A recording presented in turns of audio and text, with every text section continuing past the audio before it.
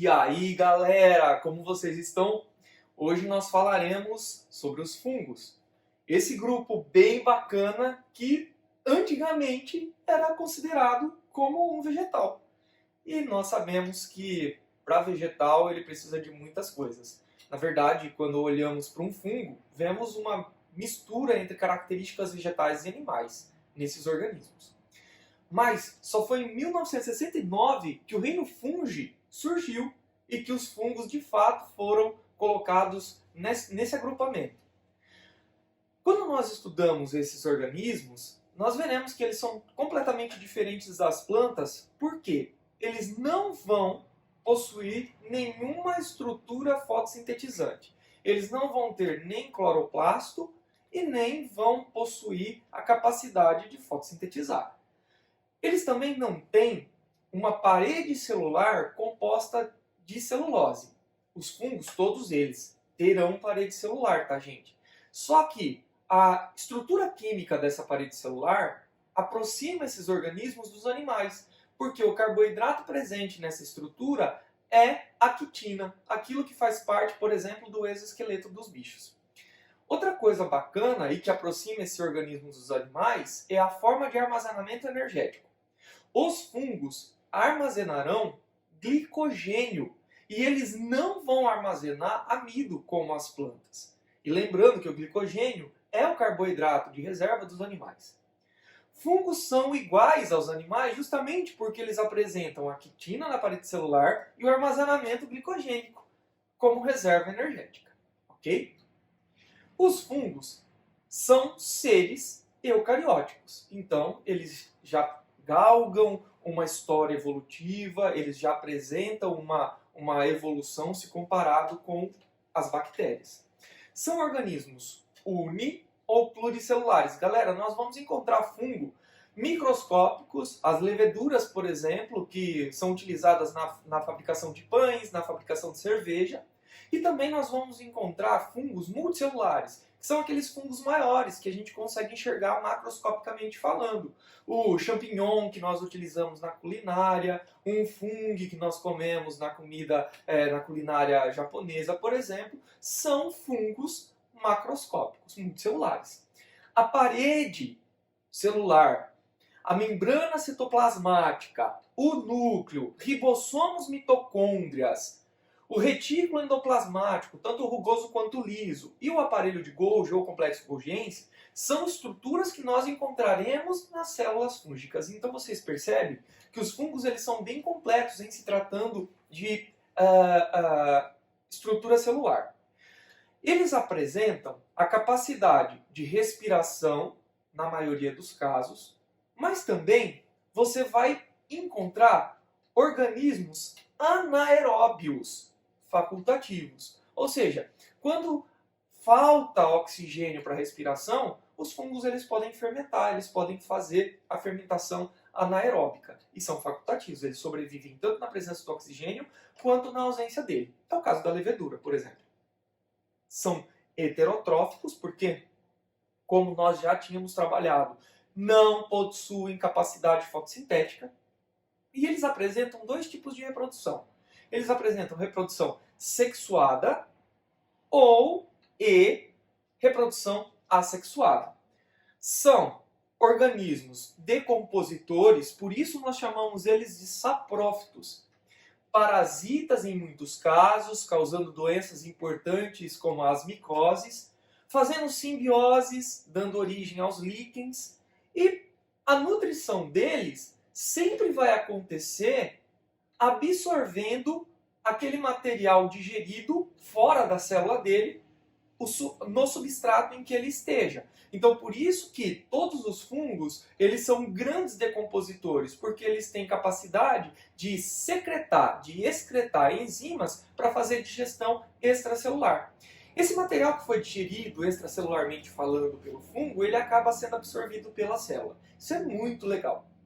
O que a gente precisa entender é que esses organismos, eles têm alta distribuição, tanto no solo, quanto na água, quanto em alimentos, ar, tanto nos vegetais quanto em animais, em restos mortos, nós encontraremos fungos. Inclusive, uma informação importante, O organismo, ou o maior organismo que se tem notícia na Terra em biomassa, tá, em tamanho, é um fungo. Por essa capacidade que ele tem de se distribuir, de estar presente em todos os ambientes. Eles são muito importantes, tá? Nós temos importância na indústria, na produção de produtos químicos, farmacêuticos, como é o caso de muitos bactericidas antimicrobianos que são produzidos por fungos, tá? Os comestíveis, na fabricação de laticínios. Quem nunca comeu um queijinho mofado, né? Um camembert, um queijo brie. Aqueles queijos, eles possuem aquela capinha branca por fora que não é artificial. Aquilo lá são fungos, tá? Na fabricação de bebidas alcoólicas, tá? Como cerveja, vinhos. Na agricultura ele é muito utilizado, tá? Por conta também da fabricação de antibióticos, na veterinária e na medicina humana. E também na agricultura, a gente não pode esquecer que eles, além de produção de antibióticos, eles também são agentes patogênicos responsáveis por doenças, ok? E se tratando de morfologia, os fungos eles são formados por unidades menores, celulares, tá? Que unicamente formando uma célula, nós chamamos de levedura. Mas quando nós temos fungos pluricelulares, essas uniões de células vão formar unidades menores que são chamadas de hifa, tá? São os filamentos de fungos. Quando eu tenho esses filamentos fúngicos unidos, entrelaçando-se, eu mudo o nome porque essa estrutura ela fica maior. E eu chamo isso de micélio, que é o conjunto das hifas. Quando eu tenho hifas, elas podem apresentar estruturas diferenciadas. Então eu tenho basicamente dois tipos de hifas. Eu tenho as hifas, que são chamadas de hifas aseptadas ou cenocíticas, que são aquelas hifas que não vão apresentar separação entre o material genético que vai compor o núcleo. Então você vai encontrar uma série de núcleos dentro da estrutura que nós chamamos de hifas. E as septadas, que vão formar septos, que vão formar divisões. Olha aqui, ó, esse exemplo. Na estrutura septada, você vai encontrar pequenas paredes que vão delimitar o espaço entre os núcleos. Tá? Quando as hifas elas estão formando o organismo fúngico, você pode ter a união delas, que vai formar os micélios.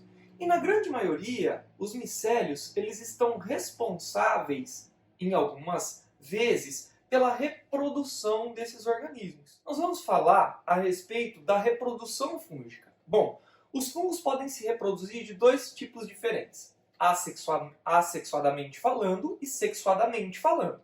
Na forma assexuada, nós vamos encontrar os conídeos, que são estruturas formadoras de esporos, tá? Aquela reprodução meiótica, na maioria das vezes, que vai acontecer para se formar os esporos.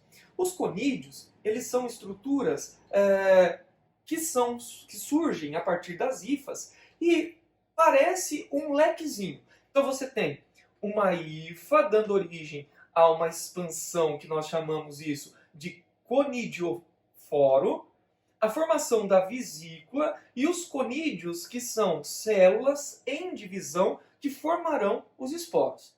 Além dos conídeos, nós temos os esporangióforos, que são aqueles caras que vão formar esporângios para a formação do esporo, como é o caso desta figura que o morcegão está mostrando. Ao invés de ser uma estrutura em forma de leque, é uma estrutura arredondada, uma bolinha mesmo. Nós temos também os basidióforos. Esse daqui é a estrutura mais comum, a estrutura que a gente lembra quando fala de fungo, que é o cogumelozinho. Tá? E os ascósporos, que são aquela estrutura em forma de copinho, onde os esporos são formados aqui dentro.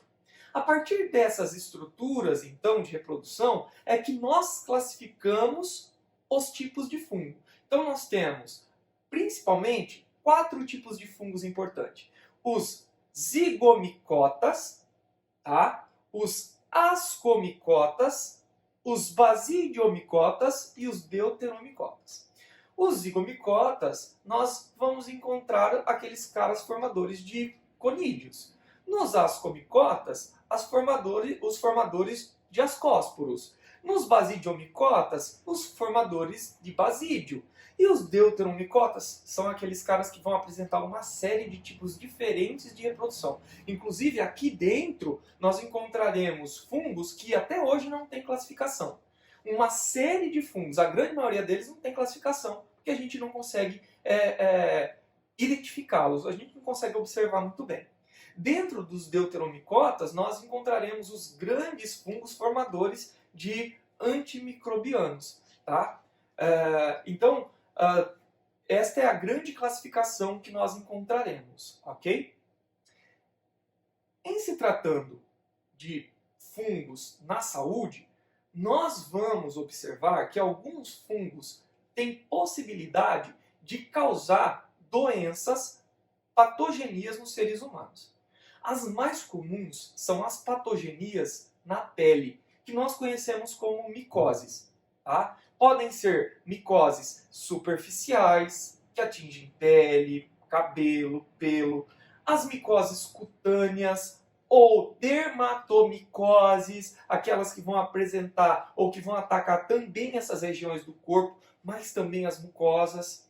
As micoses subcutâneas, que vão ficar mais no interior da superfície da pele, e as micoses sistêmicas ou profundas, onde nós encontraremos as micoses, os fungos se instalando nos tecidos. Mas vejam, não são só as micoses que são doenças relacionadas aos fungos. Nós temos doenças respiratórias também associadas a fungos. Então, alguns fungos causadores de